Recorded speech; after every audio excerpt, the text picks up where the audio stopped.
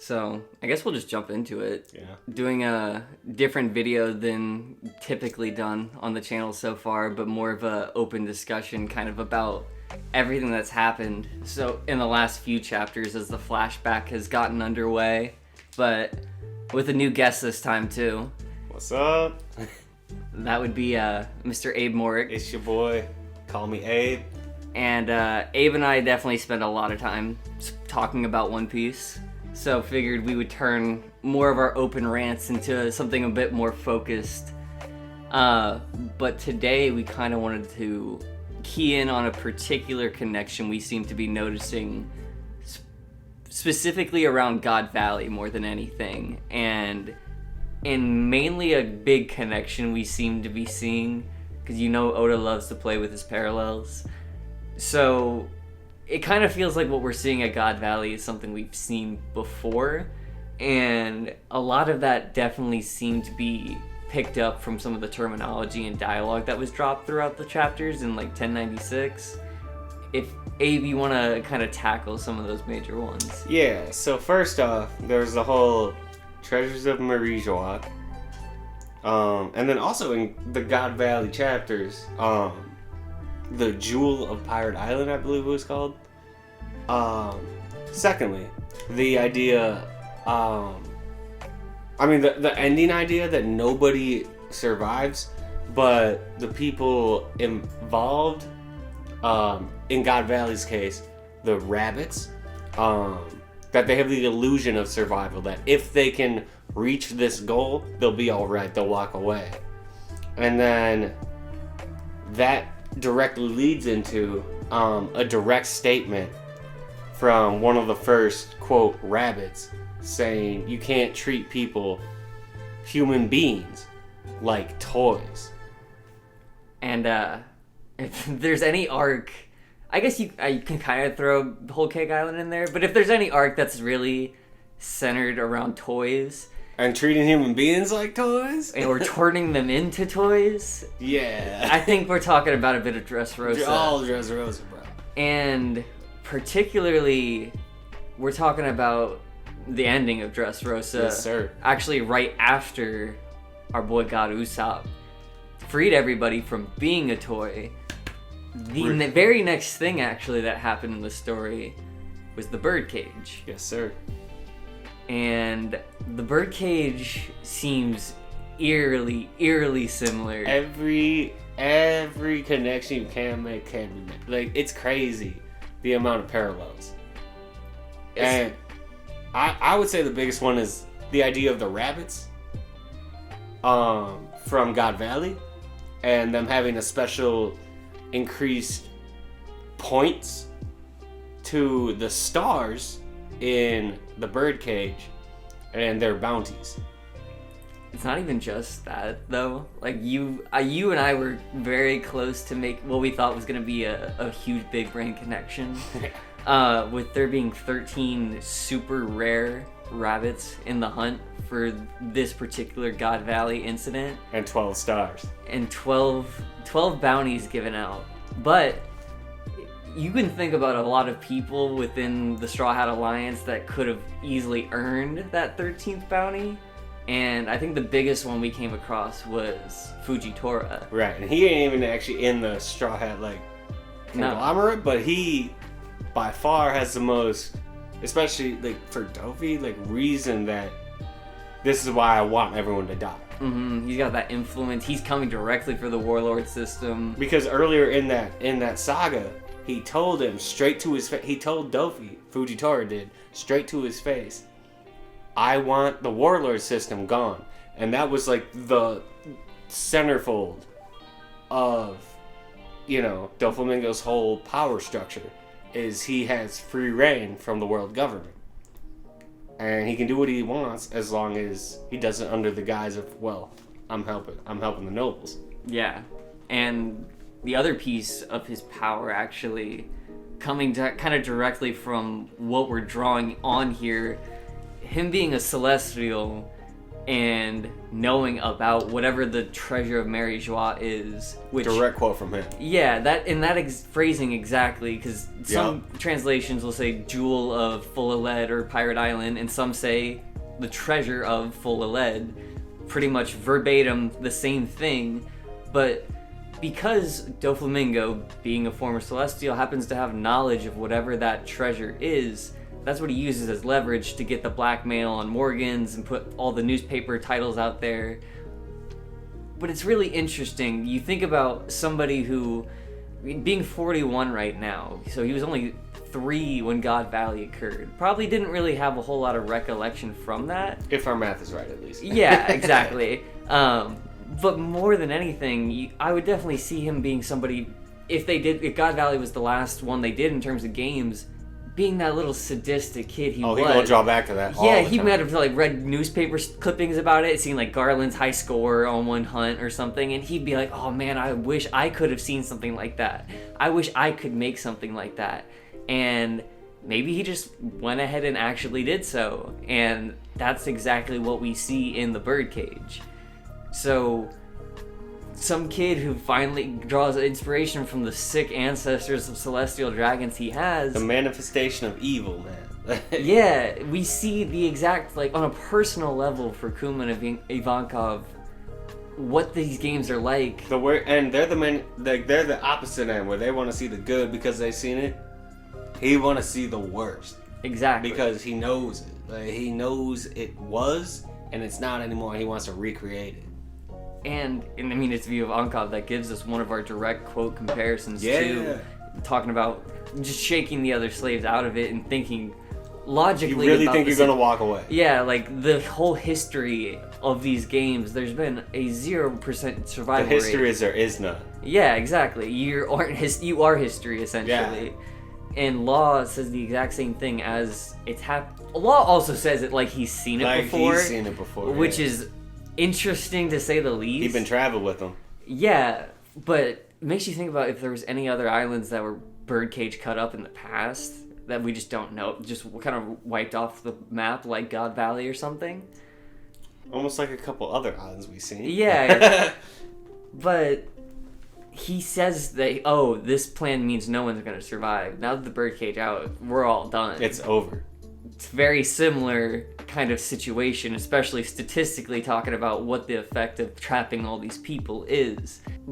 It's just a very interesting parallel for somebody who seems to know a lot and who will definitely probably be coming back into the story at some point. Well, let's talk about the phrasing he uses too. He calls it a game. Mm-hmm. And they also, in the God Valley flashback, refer to it as a game. And so, the way they lay it out, and the thing Ivankov snaps those slaves, wakes them up to, is you really think they'd let you walk away? The whole point of the game in God Valley is that it's no fun to chase a rabbit who knows it's caught. Mm-hmm. They want the rabbit to run. Doflamingo kind of plays that same thing. The same idea. If you can kill them. If you can kill these 12 people, then the game ends. Then you get out free. Mm-hmm. And only the few, Law in this case, or Ivankov in the other case, realize there's no way out. This means it's over. Like, the plan is to kill everyone. But that's not what the majority realizes. Mm-hmm. They think there is a way out. I mean, you want to cling on to something when you're panicking. Exactly. It makes sense. You got to have a reason, or you give up. Another interesting aspect of that same speech, though, when he talks about it being a game, if you can kill all of them, it's over. But there's an alternate line he says as well. Or me. If you can kill me, the game's over as well. And this is from chapter 745 from Birdcage. And I wanted to read it verbatim, but our computer crashed as we were doing this, so I'm gonna give it my best. I'm gonna give it my best go. The quote goes something along the lines of, "I could have started and ruled and reigned in terror this entire time, but now that you know, I'm sure that plenty or most of you want to kill me. So go ahead. That's why I've made this game, a game to try and kill me. And if you can kill me, it's over. That's why I made this game. That's why I made this game. I'll be in my palace. Come and get me. That is also very, very reminiscent of something we're seeing right before we jumped into the flashback. Play out in front of our eyes. With Saturn Yeah. touching grass for the first time in a while. The surface, as he calls it. Yeah. Motherfucker from the underworld. Goddamn. But that presence and that energy of, alright, you've poked the bear long enough. You really want to see what you're going up against. And you guys want to think you have a chance.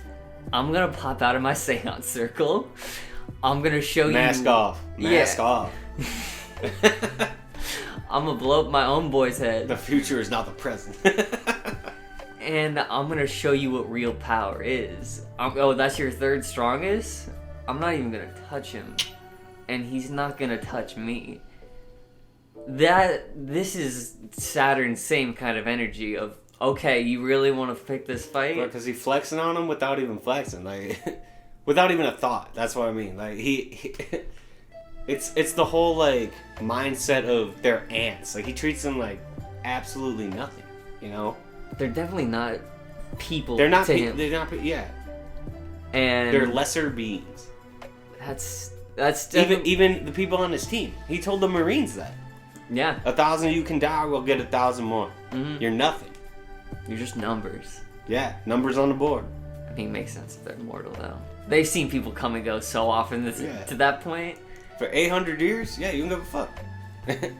That doesn't matter. It almost makes you wonder if they're more desensitized or if they like really became demons over time because of that. I feel like they been demons. Nah, it really feel like they're really demons. They've been demons. They've been demons. But I mean, yeah, if you're fully presenting what you're talking about, think about the end of Dressrosa, honestly, now that we bring it up, but Fujitora was like, all right, we're going to publish this. This was a warlord abusing the system, trying to get rid of everybody and really bringing it to them.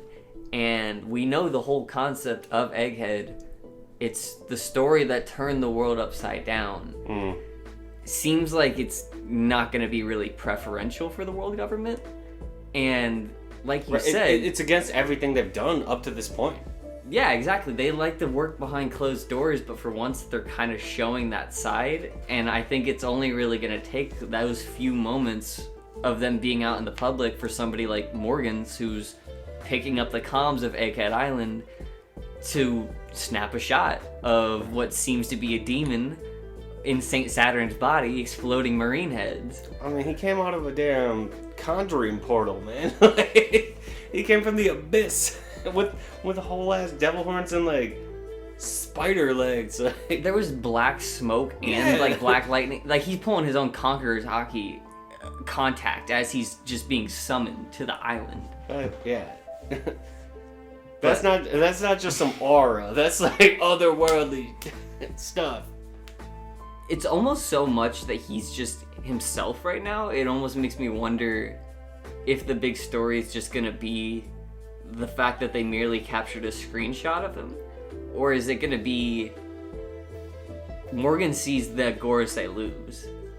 Because the whole concept of Egghead has been, we gotta go, Yeah, we gotta get out of here, we can't do this. Dive. But that doesn't seem like it's a real option right now, especially really where they're don't. trapped. Yeah, Luffy KO'd. Man, the whole island surrounded. Sanji got slapped by air and he's coughing up blood. But at this point, I mean, Bonnie's in his hand. Everyone's got their guns pointed at him. Yeah. It seems like they kind of have to win. Otherwise, it's going to start getting to be a darker story a bit faster than most of us expected for the final saga. I feel like it will get dark. There's definitely going to be some loss that we've become accustomed to not expecting from One Piece that I think we've already started to see like inklings of. But also, you brought up the fact that there could be out of left field, like the unthought of variable. Mm-hmm. Coming in hot from Marijois. Yeah, words. No, coming in hot from for real. the top of the red line, From the top rope. of the red line, from the top rope. It's your boy, Kuma. Who's to say Kuma, the tyrant, who we just learned is a big softy, who been looking out for everyone else. Who's to say he's not gonna come defend his daughter, like the last person on Earth that he's connected to? And I mean, if you want to incorporate what are a likely some concepts about their true relationship, just how much pain and suffering Kuma takes on, not only just for the elderly within sorbet and stuff like that, because we've seen that he took it on weekly for years, and like they had no idea, week after week doing a little nothing happen of a whole fucking country, a whole half of a country. And then, I mean, you put in his own pain that he's felt and held inside. From his birth, being kidnapped, his family, his dad singing. That one's hard. Yeah. And now Ginny's suffering and being apart. And all the things he's seen as a revolutionary. Or in all the suffering he went through, giving up his body. Giving up his life, man. But we've never seen that man push out his own pain. And you can only imagine how much pain there is. He has the ability. And like, here's what I thought of, like, is this man has that, what was it called? The programming, his final programming type stuff, where no matter what, like, obviously he had the government in his brain, like, designed that he's supposed to take the Straw Hats out, but he overrode that. He defended the Sunny for 2 goddamn years while they trained. And then let them walk after sending them to the perfect spot they had to be. Could you imagine who the government probably sent over 2 years to try and destroy that ship? Everyone. And everything. The only one I think they couldn't have maybe sent was the admirals. Yeah. But 2 years, any pirate crew, marine ship, anybody. That boy stood tall. He said all 10. That's impressive. That's crazy. No, that's insane. Because that's 2 more years of that pain to add to that bubble. 2 more, yeah.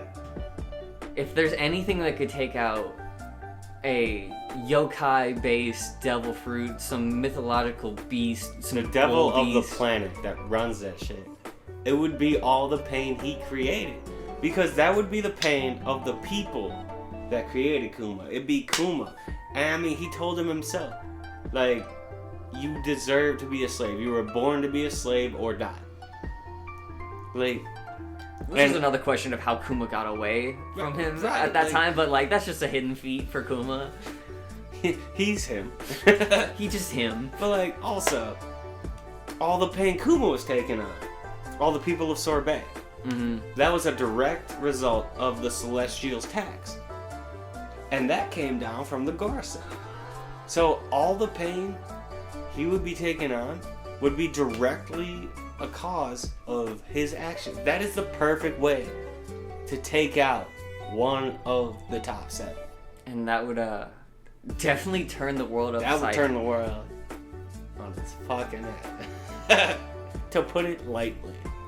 It also kind of makes you wonder if Kizaru would even put up a fight after that. Bro, no, because Kizaru didn't even want to fight Sentomaru.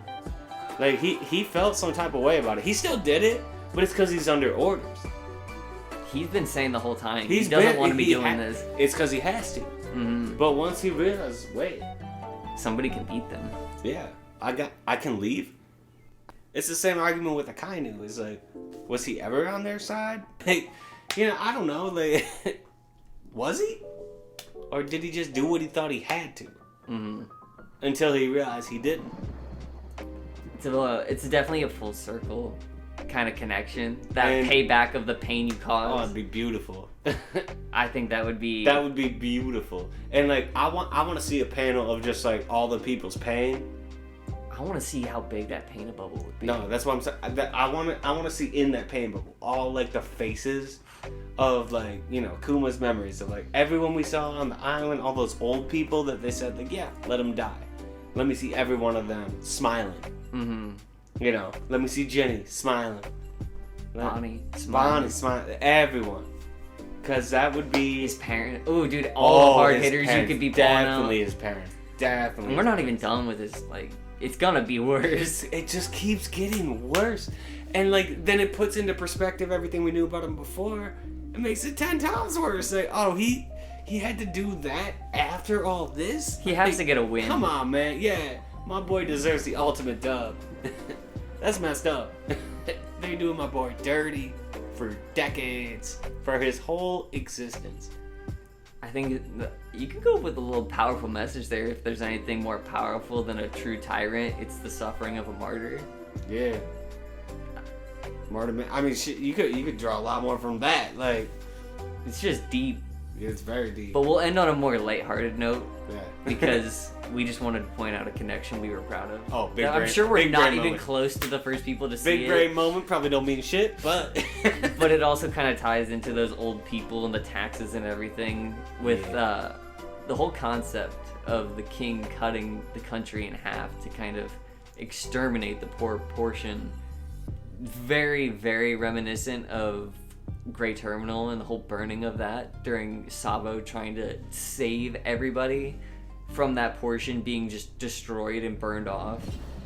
I believe there was mention of a government official coming to There was. see the country. that was the whole point. Yeah. Yeah, which could have been like a census bureau or something to see how much they had to do for that. And also similar to how the revolutionaries showed up here Yeah. on Sorbet, they pulled up right again to save Sabo. And let's not pretend Sabo basically became the new. He's a pillar. Mhm. He's a pillar of the revolution. And actually, Sabo's thought and like what made him basically tell Dragon, "I'm ashamed of my blood. I'm ashamed to be a noble." Right? Because that blew Dragon's mind when he said that. What made him say that was the thought of I wanted to save more people. That's exactly what Kuma said at the end of God Valley.